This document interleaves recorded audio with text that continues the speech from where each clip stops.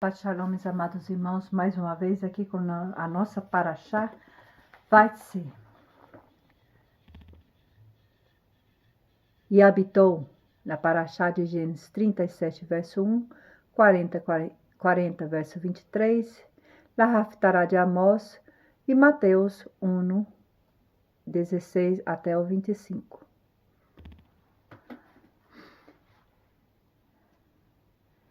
A história de José é um dos trechos mais bonitos, mais cheio de ricos e profundos detalhes em todo o livro de Gênesis.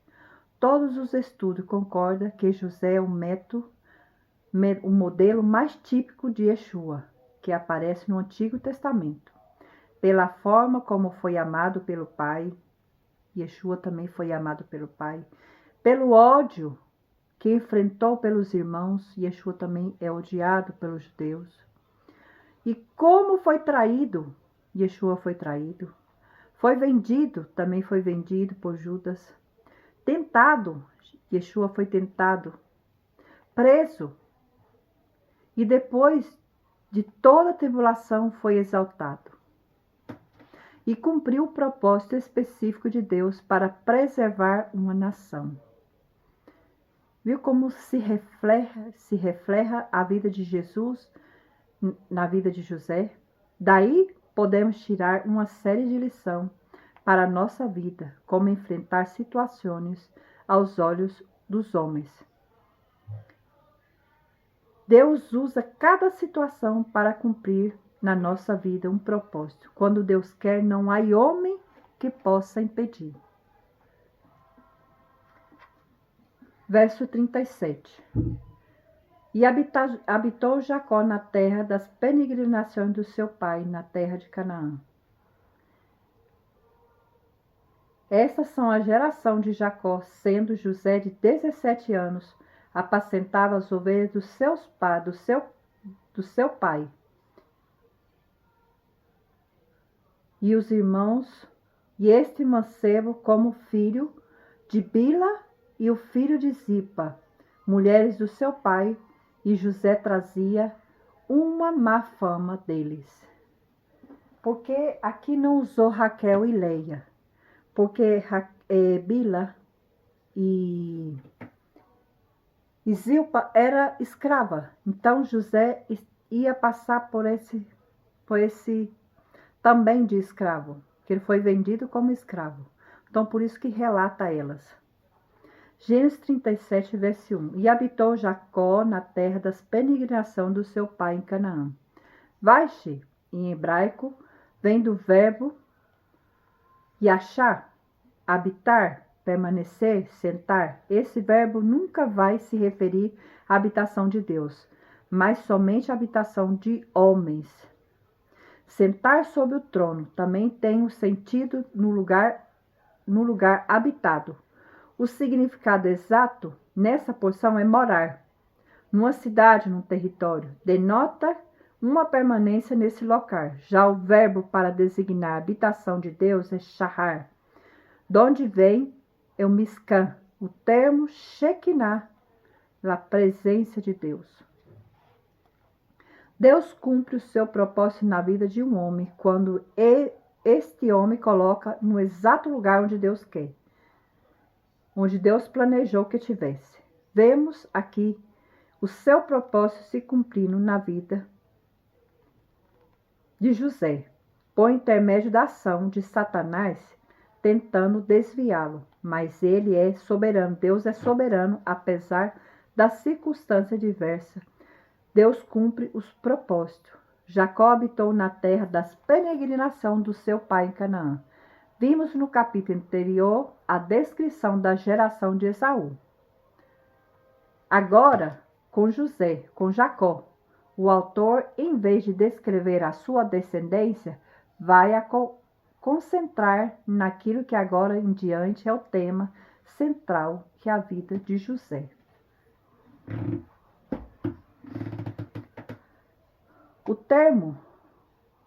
Terminamos uma sessão, toda uma sessão. A história, toda a sessão de uma história para começar uma nova história. da vida de José, Yosef. José não é Judá, que são duas tribos diferentes. E sabemos que o Messias vem através da linhagem de Judá, mas José é uma tipologia do Messias. Verso 2. Esta é a história de Jacó, sendo agora descrita a história de José. Tendo José 17 anos, apacenta o rebanho com seus irmãos e trazia más notícia a seu pai. O autor é muito perspicaz na maneira de colocar o ódio dos irmãos por ele. Claro, porque já sabia que os irmãos não gostavam muito dele e ainda colocava ele para trazer notícia. E isso aumentou mais o ódio. O ódio, assim como o pecado, não surge de uma hora para outra. É uma semente que vai sendo arregada e vai criando raiz, até tornar um sentimento vigoroso. Israel, Jacó amava mais a José do que os seus outros filhos, porque era o filho da sua velhice. O primeiro filho da mulher que Jacó amava de fato. Ele fez uma túnica de várias cores, embora não fosse o caçula e sim Benjamim. O pai assim considerava e mostrava por ele uma preferência especial. Os rabinos veem isso uma falha de caráter de Jacó, do patriarca, o que encendeu a ira dos irmãos para com José. A Torá nos ensina que não devemos externar preferência por qualquer filho, porque isso gera ciúme entre irmãos. Alguns rabinos apontam uma falha no jovem José e trazia má notícia a seu pai. Pode ter existido no coração de José o pecado de Lashon Hará? Não, claro que não. Pode ter existido, ou seja, na maledicência, tal atitude que José aumentava ainda mais o ódio dos seus irmãos contra ele. Túnica, talhar em hebraico, ketonet passim. Era um ornamento caro, aplicado sobre as vestes sacerdotais, sobre os reis, também sobre o rei. Verso 3 e 5. Israel amava mais a José do que todos os seus filhos, porque era filho da sua velhice, e fez uma túnica de várias cores. Vendo, pois, os seus irmãos, que o pai amava mais que todos os outros filhos, o odiaram. Já não podia falar pacificamente com José. E José teve um sonho. Por cima de tudo, José teve um sonho e relata aos seus irmãos. Por isso o odiava ainda mais. Odiar no hebraico é sané, e exprime sentimento ou atitude detestável, repugnante. Deus usa a mesma palavra quando se refere ao sacrifício do povo de Israel, realizado com hipocrisia, e as festas feitas no engano. José era um jovem humilde e simples, mas aguçado para as coisas de Deus. Em sua simplicidade contava o sonho a seus irmãos. A revelação do Senhor foi gradativa. Primeiro ele deu a José um sonho a nível terrenal. Os feixes da colheita.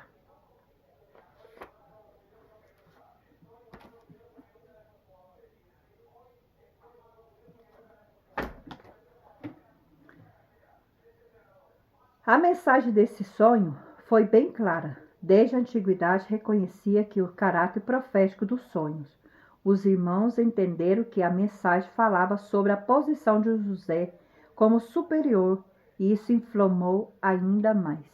Como superior, como governador. Deus já estava revelando para eles. No segundo sonho, passa ao nível terrenal para celestial. Entende-se que a autoridade que seria dada a José teria algo do reflexo divino celeste. Isso foi o ponto de discórdia dos irmãos. Eles decidiram, mesmo que inconscientemente, interromper o propósito de Deus. no discurso da história. O intento de Satanás era interromper a obra salvadora de Yeshua, quando homens como Hitler e outros se levantaram contra o povo judeu. O objetivo de Satanás era interromper o propósito de Deus em relação a seu povo, porque sabia que havia um propósito divino para cumprir e ainda na nação de Israel. Satanás sabe que há um propósito divino, que Yeshua vendrá para a nação de Israel. Afinal, o Messias retorna para Israel, para Jerusalém. Por isso vivemos pela fé e tememos a palavra que tudo que está escrito será cumprido. Vivemos pela fé, crendo nas profecias. Deus é soberano e seu propósito serão cumpridos, independentemente do homem que o homem possa fazer. Verso 10. Verso 10. E contando seu pai ao sonho, seu irmão repreendeu. E seu pai disse: Que sonho é este que sonhaste? Porventura, viremos eu e a tua mãe e teus irmãos a inclinar-nos perante ti em terra? O pai repreendeu a José, mas guardou a revelação no coração. Ainda que não aprovasse a postura de José, ele orgulhava secretamente, porque ele sabia que ele era escolhido de Deus. O que Deus iria cumprir na vida de José era um grande propósito. Então, Jacó já sabia desse propósito que Deus tinha. Verso 13. E disse, pois, Israel a José: Não apacenta aos teus irmãos junto a Siquém? Vem, enviar-te-ei a eles. E ele disse: Eis-me aqui.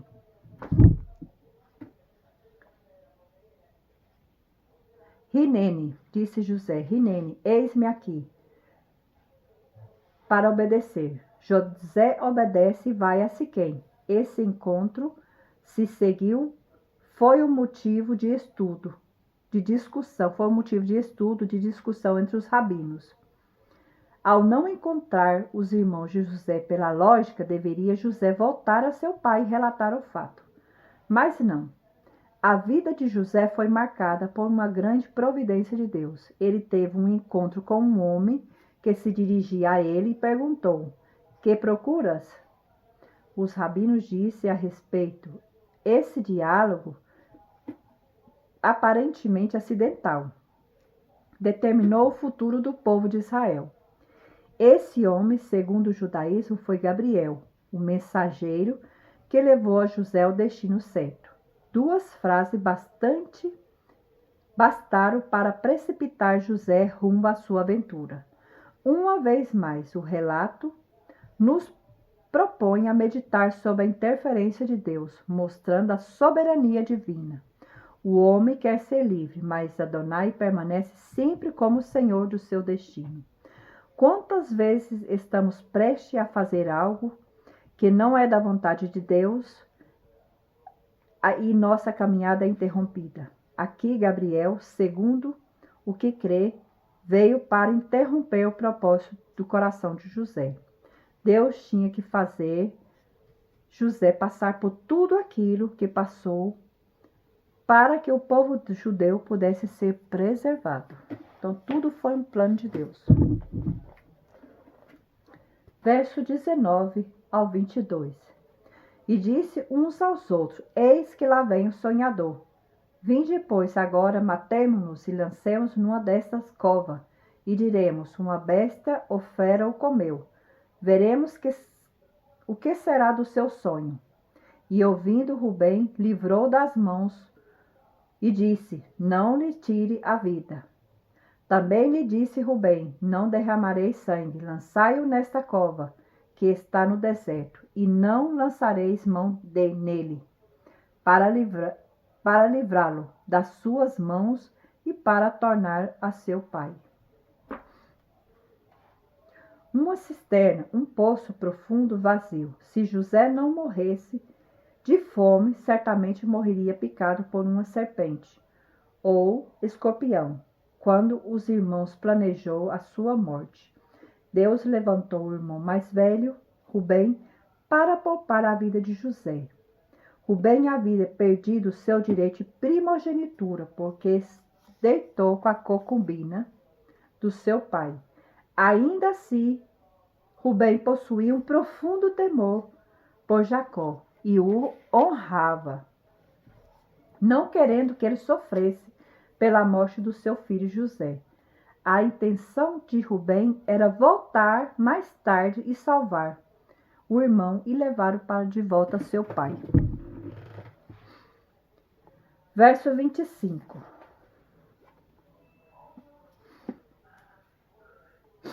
Depois assentaram-se a comer pão e levantaram seus olhos e olharam, e eis que uma companhia de ismaelita vinha de Gileade, e os seus camelos trazia especiarias e bálsamo, mirra, e ia levar isso ao Egito.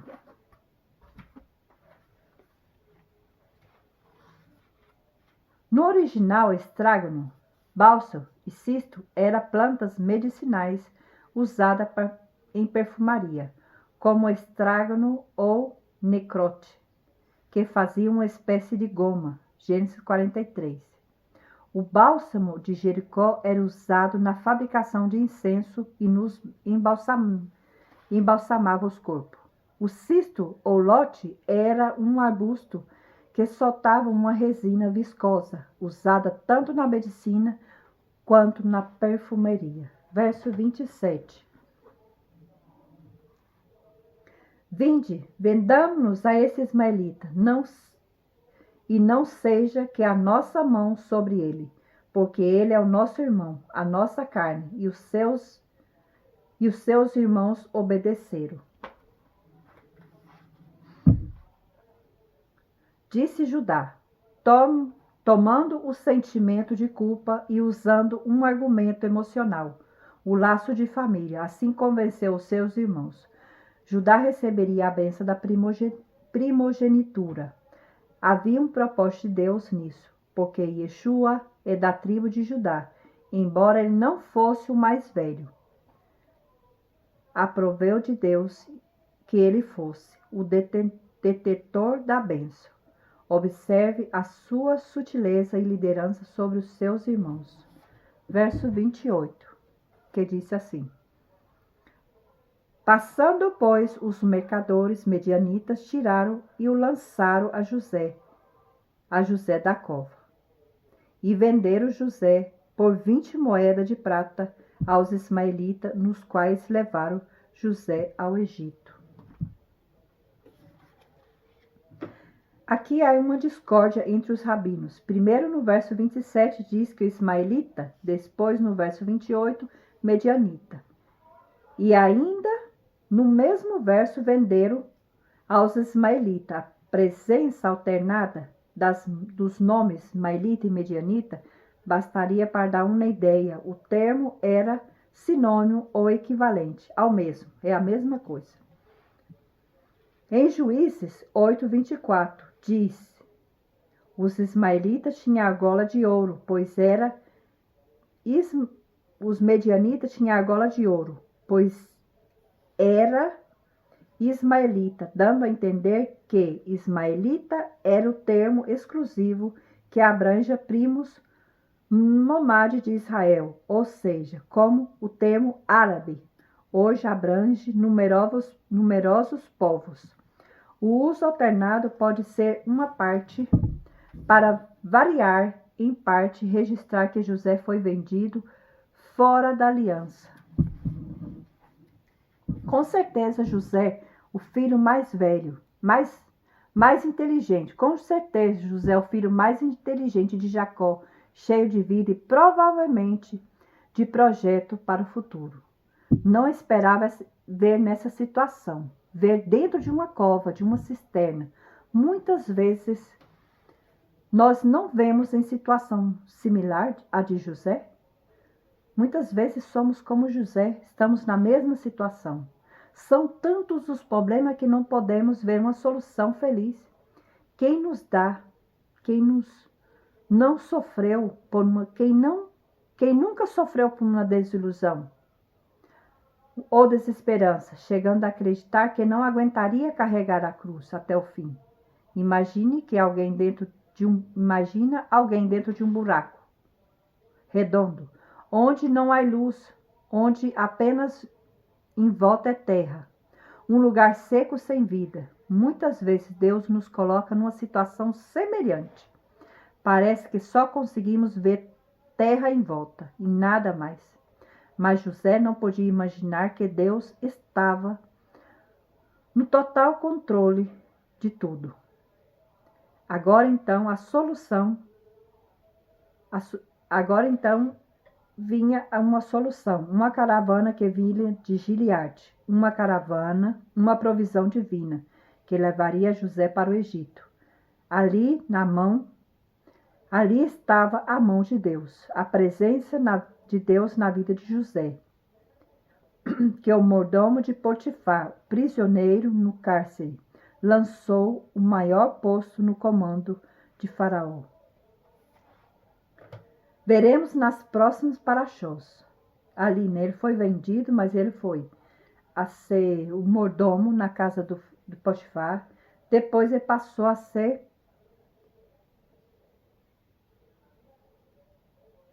ali na cárcere, ele teve um comando de posto dentro da cárcere. Deus sempre usou a José. Vemos nas próximas parashós, Deus salvando o povo escolhido por meio das mãos de José, quando este livrou dos seus descendentes da fome e da morte. Desse povo viria o Machia. Meu irmão, nunca perca a esperança. A sua vida pode até estar neste momento como no fundo do poço, mas Deus é fiel e manda uma caravana para resgatá-lo e transportar a um lugar alto para que você continue cumprindo o propósito dele e os seus planos e projetos realizado a visão que Deus te deu. Avante! Há uma bela caravana chegando ao seu encontro. Uma coisa podemos aprender com esse texto. Sempre que encontramos no fundo do poço, Deus providencia uma caravana de camelos para o nosso socorro, como José. Verso 31 ao 34. Que disse assim: Então tomaram a túnica de José, e mataram um cabrito, e tingiram a túnica no sangue. E enviaram a túnica de várias cores, e fizeram levar a seu pai, e disseram: Temos achado a túnica, reconhece que esta ou não é a túnica do teu filho?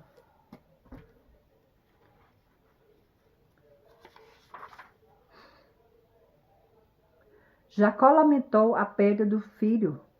A mesma atitude teve Davi quando o seu filho estava doente.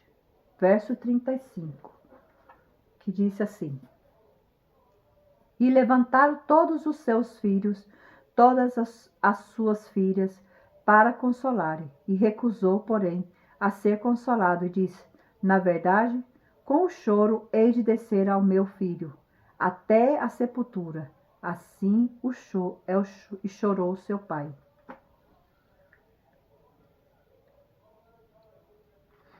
A palavra para sepultura é Sheol. Até quando eu morrer e for para a habitação dos mortos, hei de chorar o meu filho amado. Essa é a tradução correta. Enquanto Jacó lamentava, os medianitas venderam a José no Egito, a Potifar, oficial do faraó, capitão da guarda. Gênesis 38.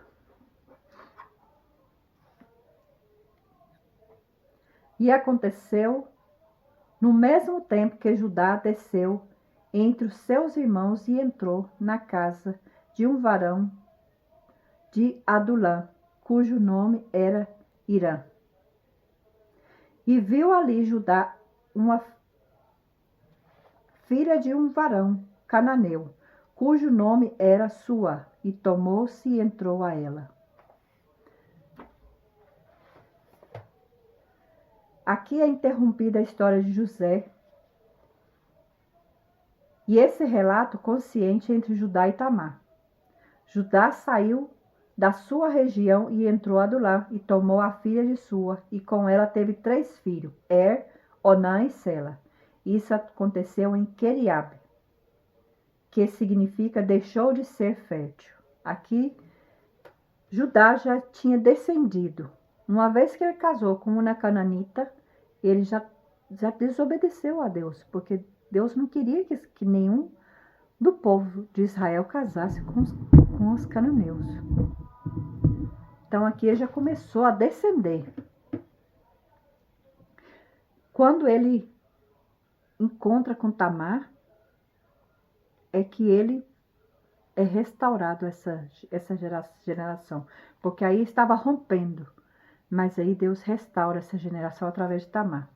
E sendo ele já homem, Judá tomou a esposa para seu primogênito, O seu nome era Tamar. Porém, era mau perante os olhos do Senhor. Por isso ele morreu. O salário do pecado é a morte. Romanos 6:23. Então Judá disse a Onã, o segundo filho: possua a mulher do seu irmão, cumpra o dever de cunhado e resista a descendência a ele. Na tradição antiga, a família não ficava sem semente, pois é necessário a continuação da geração. Onã, porém, sabia que a descendência não seria dele. E o filho por lei seria do seu irmão. Então, sempre que se deitava com a mulher do seu irmão, derramava o sêmen na terra, para não dar descendência a ele.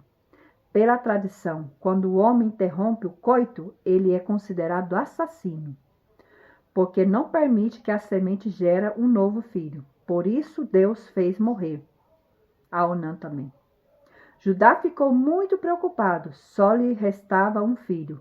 Ele teve medo de perdê-lo. Então, aconselhou a nora a esperar na casa do seu pai até que Sela se tornasse um homem. Ao morrer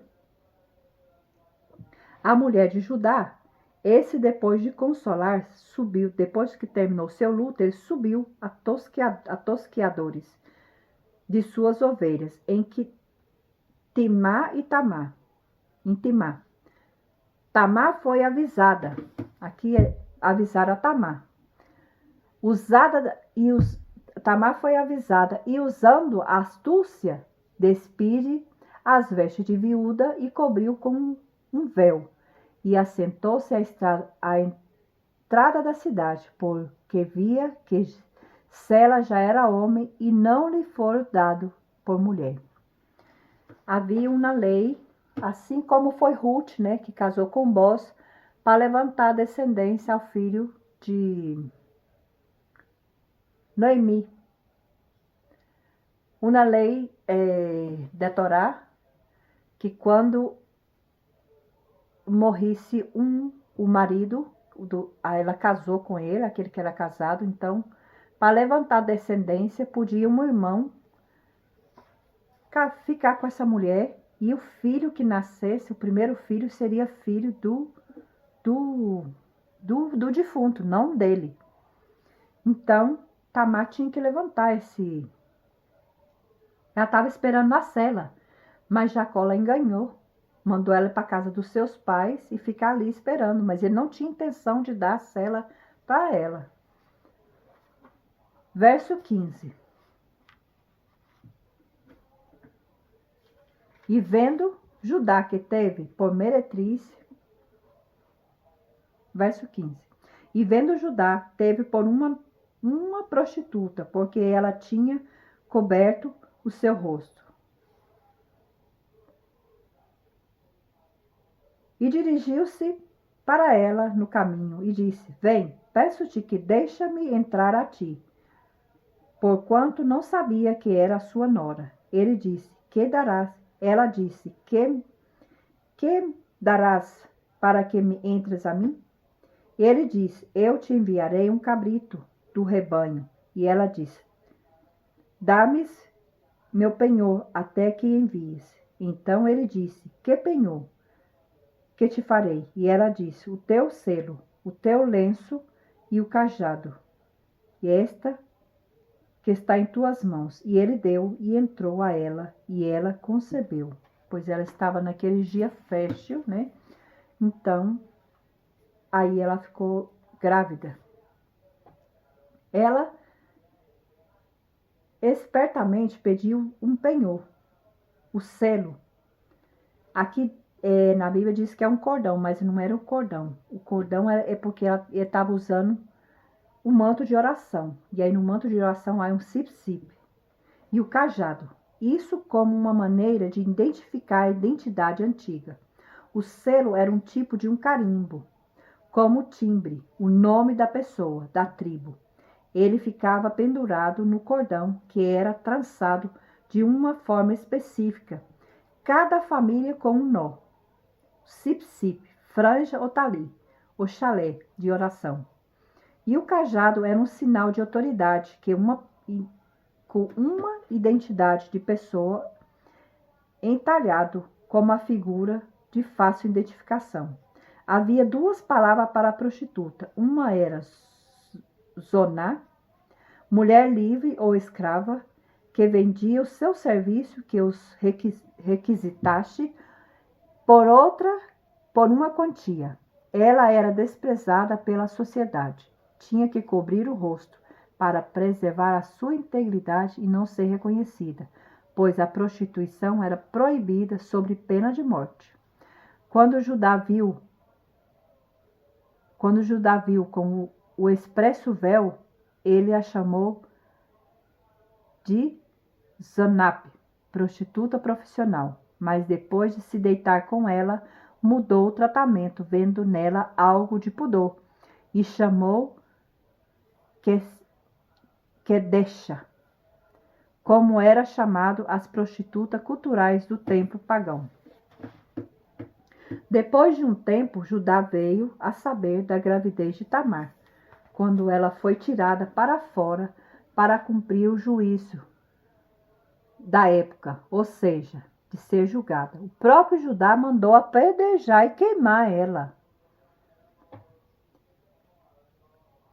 E ela mandou a seu sogro o cajado, o selo e o cordão, dizendo: do homem que são estas coisas que eu concebi. Quando Judá reconheceu o objeto, caiu em si e disse: mais justa é ela do que eu, porquanto não dei a selar o meu filho. Nunca mais a possuiu. Nunca mais Judá teve relação com Tamar. Ela agiu em defesa.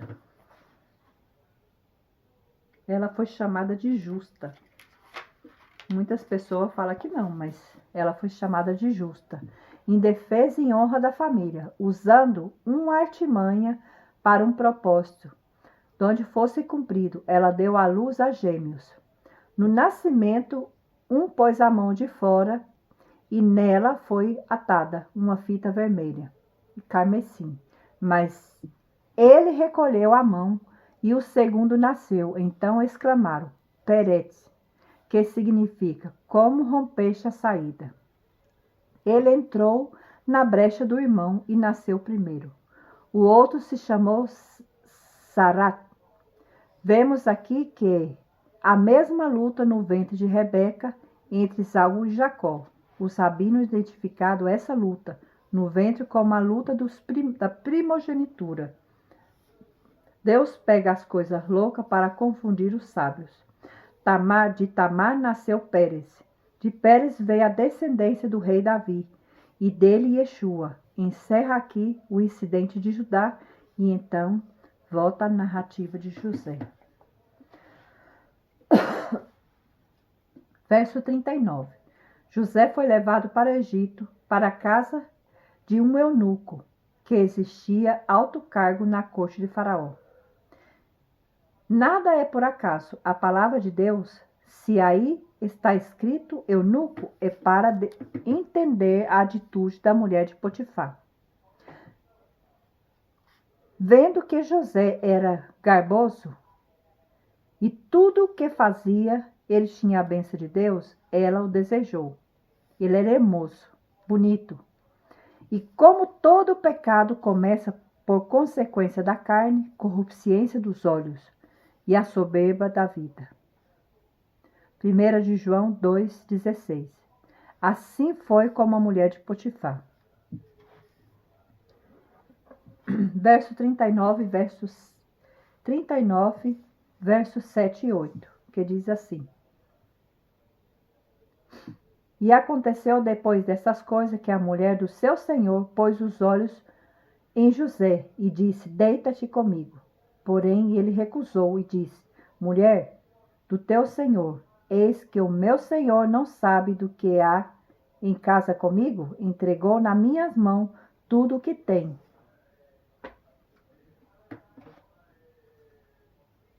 A postura de José em relação ao adultério não foi apenas porque estaria traindo a confiança de Potifar. Potifar confiou tudo nas mãos de José, mas principalmente ele estaria pecando contra Deus. Vemos mais uma vez a artimanha de Satanás, porque o adultério se confirma que impediria que José cumprisse o propósito de Deus. José foi testado.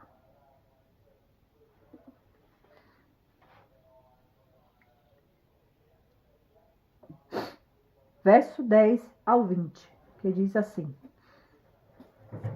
Verso 29, do 10 ao 20. E aconteceu que falando ela com cada dia a José, e não lhe dando ele ouvido para deitar com ela e estar com ela. Sucedeu num certo dia que veio à casa para fazer o seu serviço, e nenhum dos da casa estava ali. E ela lhe pegou pelo seu vestido, dizendo: Deita-te comigo. E ele deixou o seu vestido na mão dela, e fugiu, e saiu para fora. E aconteceu que, vendo ela que deixara o seu vestido na sua mão, e fugira para fora, chamou os homens da sua casa e falou, dizendo: Vede, trouxe o varão hebreu para escarnecer de nós. Entrou até a mim para deitar comigo, e eu gritei com grande voz. E aconteceu que, ouvindo ele que eu levantava a minha voz e gritava, deixou seu vestido comigo e fugiu e saiu para fora. E ela pôs o seu vestido perto de si, até que o seu senhor veio à sua casa. Então falou-lhe conforme as mesmas palavras, dizendo: Veio a mim o servo hebreu e nos trouxesse para escarnecer de mim. E aconteceu que, levantando eu a minha voz, gritando, ele deixou o seu vestido comigo e fugiu para fora.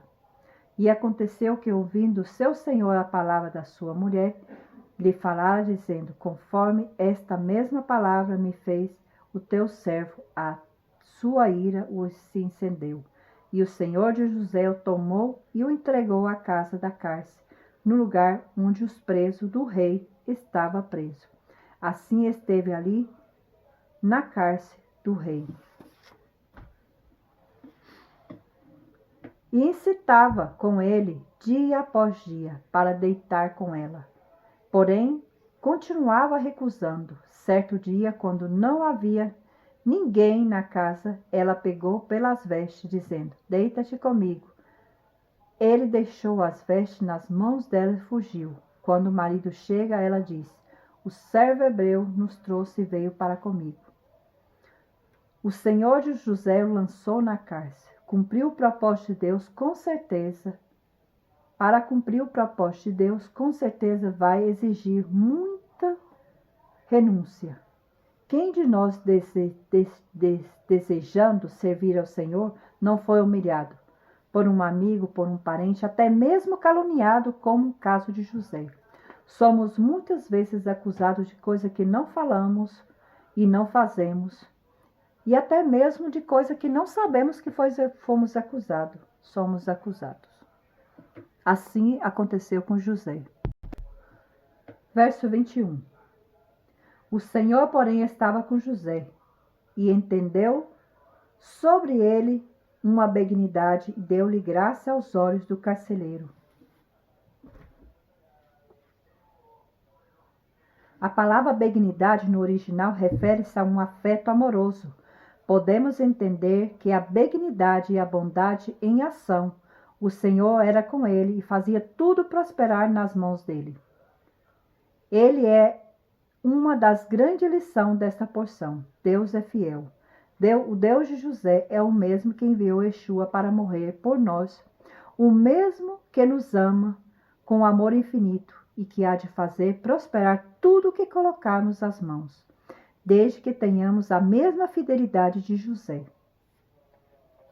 José fugiu do pecado e foi acusado injustamente. Yeshua também foi injustiçado, injuriado, crucificado como malfeitor, quando só fez o bem. Olha para José e vemos a figura de Yeshua. Gênesis 40.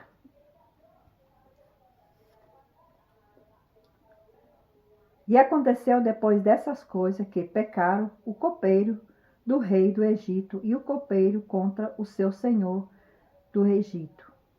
E indignou Faraó muito contra os seus 2 eunucos, contra o copeiro e contra o panadeiro, e entregou à prisão na casa do capitão da guarda, na casa do carcereiro, no lugar onde estava José preso. José acreditou que havia uma possibilidade de sair dali, por intermédio daqueles homens, mas Deus, por meio do esquecimento do copeiro, quis mostrar que a salvação vem exclusivamente dele.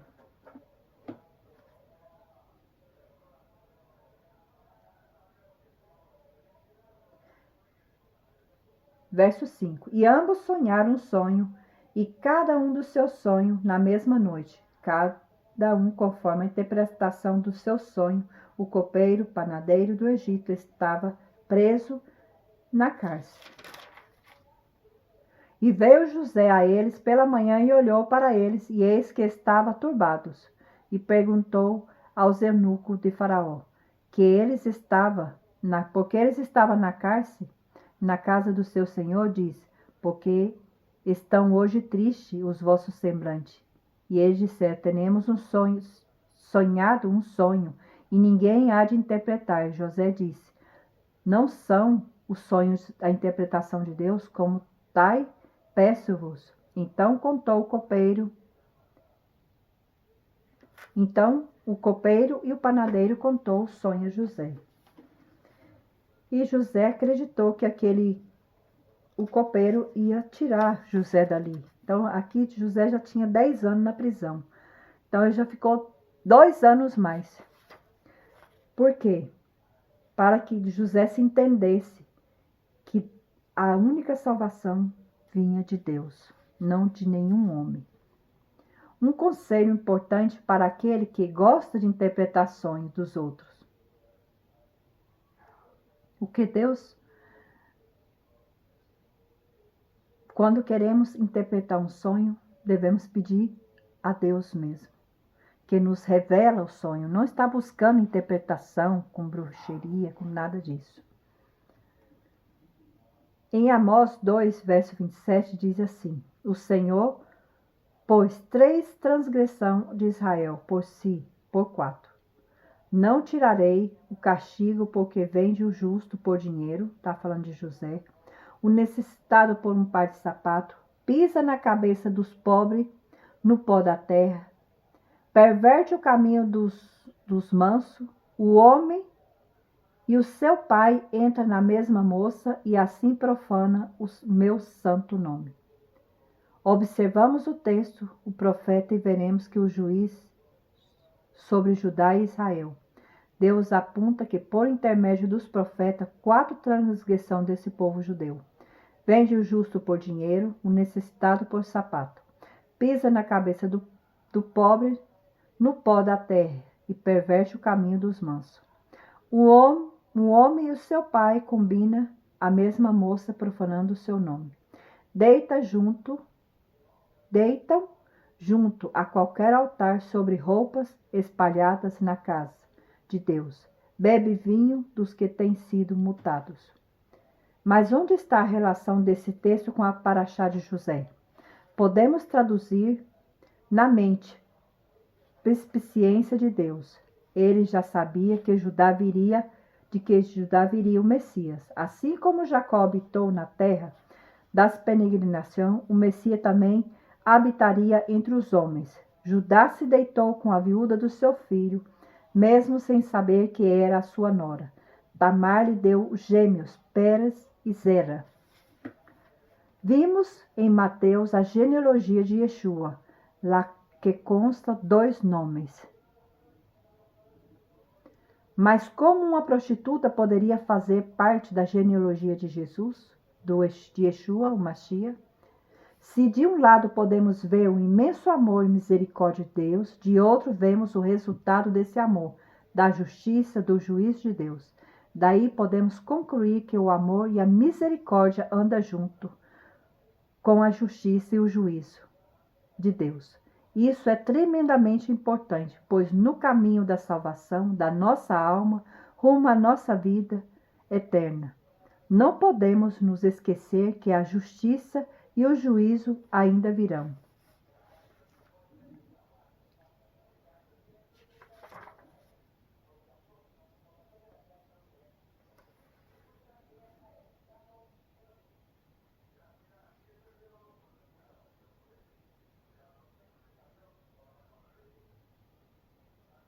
Aqui mais uma vez terminamos com a nossa paraxá da semana. Essa paraxá maravilhosa da vida de José. E continuamos, ainda vamos estar continuando com a nossa paraxá. Vamos estar refletindo sobre essa paraxá em nossas vidas, no que ela tem nos falado sobre Yeshua, porque toda a palavra de Deus é inspirada. Então, ele nos fala, né? Falou na vida de José. José passou por tanta dificuldade, por tanta tribulação, foi vendido, foi humilhado, foi caluniado, foi tentado, foi testado de todas as formas, mas ele nunca perdeu a fé em Deus, porque Deus estava no controle de tudo. Tudo aquilo era para que Deus pudesse salvar o povo de Israel da fome que vendria, né? Pudesse salvar o povo. Então aí vemos a grande mão de Deus protegendo. Deus usa a situação para nos proteger. Deus nos prova, Deus nos testa. Estamos preparados para essa prova, para esse teste? Então até a próxima semana, que o Eterno lhe bendiga, lhe guarde, que haja resplandecer o rosto sobre cada um de vocês e coloque a paz, Shalom. Até o próximo sábado. Shabbat Shalom.